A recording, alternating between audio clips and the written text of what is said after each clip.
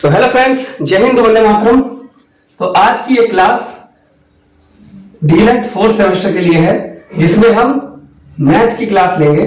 ठीक है, मैथ के जो इंपॉर्टेंट क्वेश्चन हैं जो आपके पेपर में आते रहते हैं उनको करवाएंगे, और ये क्लास लेंगे हमारे बैंक सर। ठीक है, हमारे छोटे भाई बैंक सर आपकी क्लास लेंगे। तो बैंक सर प्लीज आइए और बच्चों को पढ़ाइए। जय हिंद सभी प्यारे साथियों। तो चलिए, आज आपका पहला प्रश्न है, वृत्त का व्यास 14 सेंटीमीटर है, तो वृत्त की परिधि बताइए। तो हमें व्यास दे रखा है 14 सेंटीमीटर, हमें वृत्त की परिधि बतानी है। वृत्त की परिधि का जो फॉर्मूला होता है वो होता है 2 पाई आर। पाई बराबर होता है 22/7, और हमको व्यास दे रखा है, मतलब 2r बराबर दे रखा है। 2r बराबर 14 सेंटीमीटर, r बराबर हो जाएगा 7 सेंटीमीटर।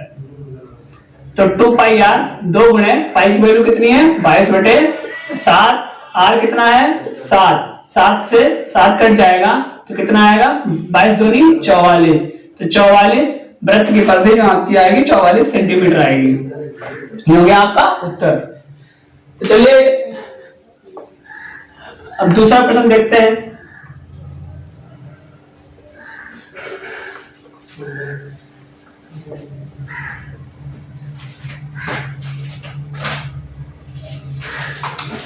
इसी प्रकार आपका दूसरा प्रश्न है, एक वृत्त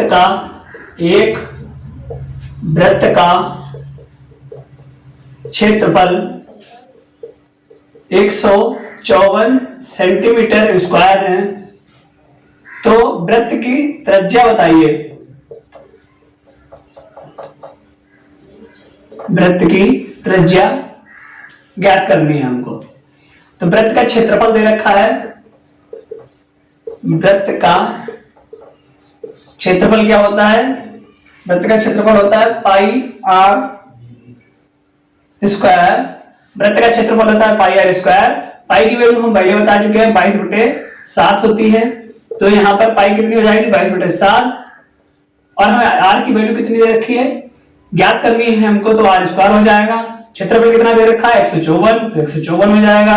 अब क्या करेंगे 22 से 154 को काटेंगे, तो 22 सत्ते 154, तो 7 ये हो जाएगा 7 बराबर 1/7 गुणे आर स्क्वायर। 7 इधर आ जाएगा तो ये हो जाएगा 49, ये हो जाएगा आर स्क्वायर।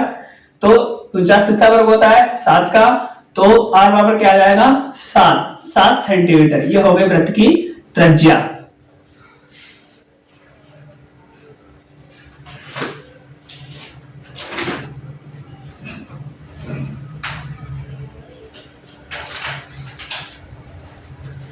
इसी प्रकार से आपका एक दूसरा प्रश्न देखते हैं।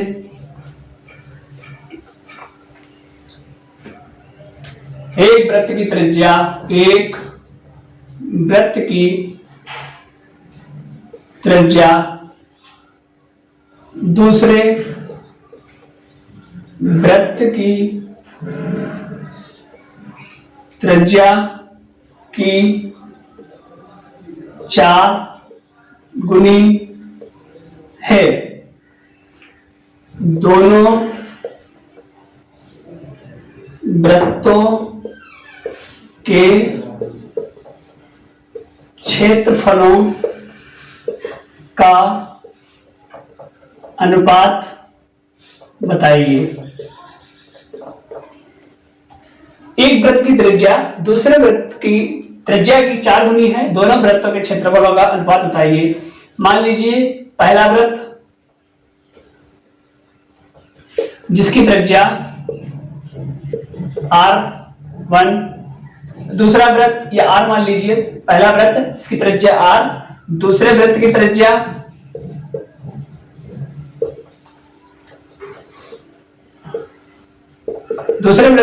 की 4 गुनी है, दूसरे वृत्त की त्रिज्या हो जाएगी 4R यानी कि 4R। तो अब हम दोनों वृत्तों का क्षेत्रफल निकालेंगे। वृत्तों के क्षेत्रफल का सूत्र क्या होता है, वृत्तों के क्षेत्रफलों का अनुपात,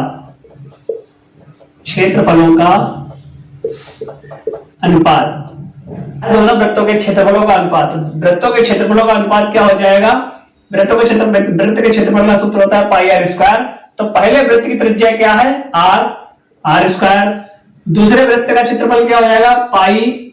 दूसरे वृत्त की त्रिज्या क्या है, 4r, तो ये हो जाएगी 4r की होल स्क्वायर। ठीक है, तो पाई से पाई कैंसिल हो जाएगी, तो आर स्क्वायर बचेगा, ऊपर आर स्क्वायर हो गया, नीचे 4 का वर्ग हो जाएगा 16 और दूसरा हो जाएगा आर स्क्वायर। तो आर स्क्वायर से आर स्क्वायर कट जाएगा, तो बचेगा 1/16। तो ये इसका अनुपात हो गया आपका उत्तर। तो वृत्तों के क्षेत्रफलों का अनुपात आपका आया 1/16। इसको हम ऐसे भी लिख सकते हैं 1/16। तो इसी प्रकार से आपका दूसरा प्रश्न है, एक वृत्त की परिधि हमें दे रखी है 22 सेंटीमीटर। वृत्त की त्रिज्या निकालनी है।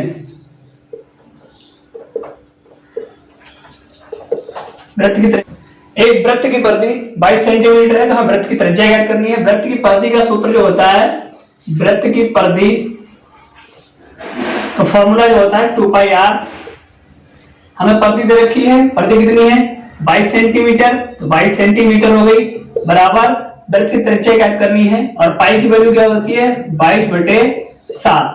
तो 2 गुणे पाई की वैल्यू रखेंगे यहाँ पे 22/7 गुणे r, तो 22 से 22 कट जाएगा, अभी आ जाएगा 7 इधर आ जाएगा, 7 इधर आ गया, बराबर 2r। r बराबर क्या हो जाएगा 7/2। इसको हम लिख सकते हैं 3.5 सेंटीमीटर। ये हो गया आपका उत्तर।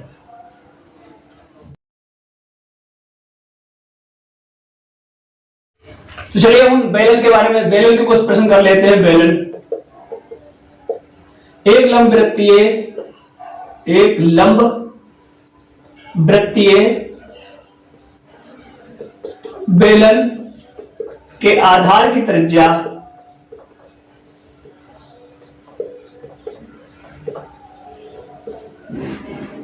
5 सेंटीमीटर है और ऊंचाई 14 सेंटीमीटर है, तो बेलन का वक्र पृष्ठ ज्ञात कीजिए।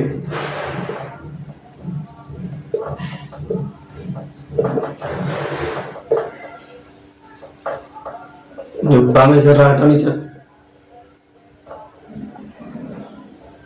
तो बेलन का वक्र पृष्ठ ज्ञात कीजिए। सवाल है हमारे पास, एक लंब वृत्तीय बेलन के आधार की त्रिज्या 5 सेंटीमीटर है और ऊंचाई 14 सेंटीमीटर है, तो बेलन का वक्र पृष्ठ ज्ञात कीजिए। बेलन का वक्र पृष्ठ का सूत्र होता है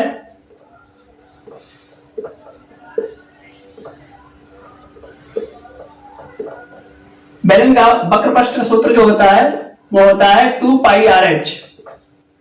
2πRh, हमें पाई की वैल्यू कितनी होती है 22/7, तो 2 गुणे पाई की वैल्यू रखेंगे 22/7। आर कितना दे रखा है, हमें त्रिज्या दे रखी है 5 सेंटीमीटर, तो 5। एच कितना दे रखा है, ऊंचाई दे रखी है 14 सेंटीमीटर, तो एच हो जाएगा 14। तो 7 से काटेंगे 14 को, 7 दूनी 14, तो इसकी गुणा करेंगे 5 दूनी 10 और 22 दूनी 44, तो ये हो जाएगा 44 गुणा 10 बराबर 440। ये हो जाएगा आपका वक्र पृष्ठ सेंटीमीटर स्क्वायर। तो चलिए इसी प्रकार का एक नया सवाल समझते हैं। एक 17 सेंटीमीटर लंबे और 7 सेंटीमीटर चौड़े आयत के चौड़ाई के परितः घुमाने पर बने बेलन का आयतन ज्ञात कीजिए। एक 17 सेंटीमीटर लंबे और 7 सेंटीमीटर चौड़े आयत के चौड़ाई के परितः घुमाने पर बने बेलन का आयतन ज्ञात कीजिए। तो बेलन का आयतन क्या होता है, बेलन का आयतन बराबर पाई r स्क्वायर h। तो यहां पर पाई की वैल्यू हमें पता है पाई की वैल्यू होती है 22/7, तो यहाँ पर आयतन क्या हो जाएगा बेलन का 22/7, पाई की वैल्यू रखेंगे 22/7, और यहाँ पर लंबे यानी कि लंबाई के परिता हमसे कहा है, तो लंबाई के परिता यानी कि यही इसकी त्रिज्या हो जाएगी, लंबाई के परिता ये चौड़ाई के परिता, सॉरी आयत की चौड़ाई के परिता घुमाने पर चौड़ाई हो जाएगी त्रिज्या, तो 7 इसकी त्रिज्या हो गई 7 स्क्वायर, ऊंचाई कितनी हो जाएगी 17 सेंटीमीटर, 22/7 गुणे 7 को हम ऐसे लिख सकते हैं 7 गुणे 7 स्क्वायर को, 7 स्क्वायर को ऐसे लिख सकते हैं 7 गुणे 7 गुणे 17, तो 7 से 7 कट जाएगा, तो 22 7 154 गुणे 17 करेंगे तो ये आपके पास उत्तर जो आएगा वो 2618 इकाई घन क्यूब आएगा। तो यहां पर क्यूब आ जाएगा क्योंकि यहाँ घन इकाई में आएगा उत्तर,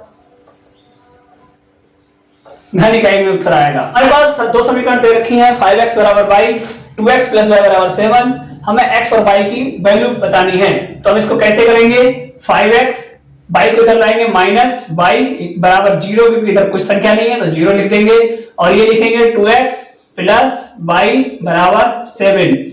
अब यहाँ पर y के मान समान है तो इन्हें हम जोड़ देंगे, जोड़ने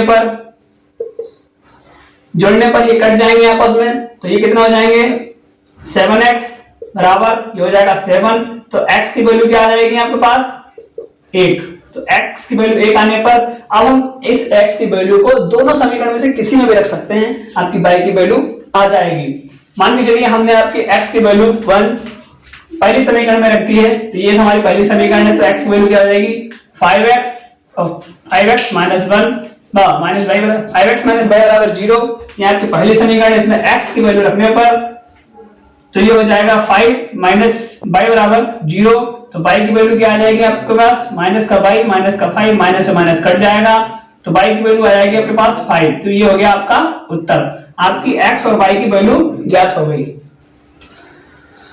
तो आपके पास नया प्रश्न, शंकु की त्रिज्या ऊंचाई 21 सेंटीमीटर हमको दे रखी है, त्रिज्या हमारे पास 8 सेंटीमीटर है, शंकु का वक्र पृष्ठ बताना है, तो शंकु के वक्र पृष्ठ का सूत्र होता है शंकु का